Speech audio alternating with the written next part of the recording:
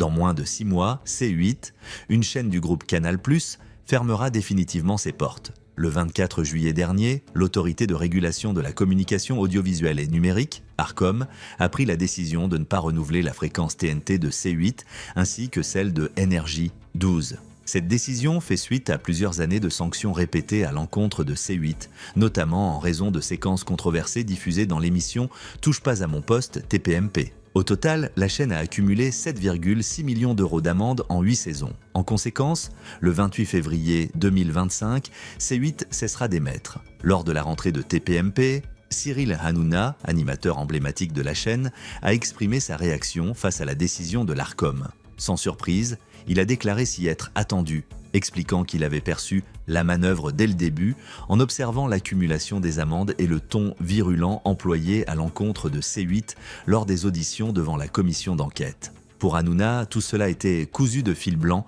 et joué d'avance. Le 3 septembre, Jean-Jacques Bourdin, ex-journaliste de RMC désormais sur Sud Radio, a été invité à réagir à cette affaire lors de son passage sur le plateau du Buzz TV. Bourdin n'a montré aucune empathie envers Cyril Hanouna, affirmant qu'il trouvait la sanction logique. Il y a des règles dans la vie, et ces règles, on les suit. Selon Bourdin, Hanouna a dérogé à ces règles et a été sanctionné en conséquence, ce qui lui paraît totalement normal. Bourdin a poursuivi en soulignant que cette sanction aurait été tout aussi justifiée pour un autre animateur comme Yann Barthès s'il avait enfreint les mêmes règles. Pour lui, peu importe la popularité de l'émission ou le nombre de téléspectateurs, la loi doit être respectée et Hanouna, qui critique fréquemment la justice, ne fait pas exception. Ce n'est pas parce que c'est regardé par des millions de téléspectateurs qu'on est obligé d'enfreindre la loi, a-t-il conclu, qualifiant les réactions de Hanouna d'agitation et de jeu médiatique.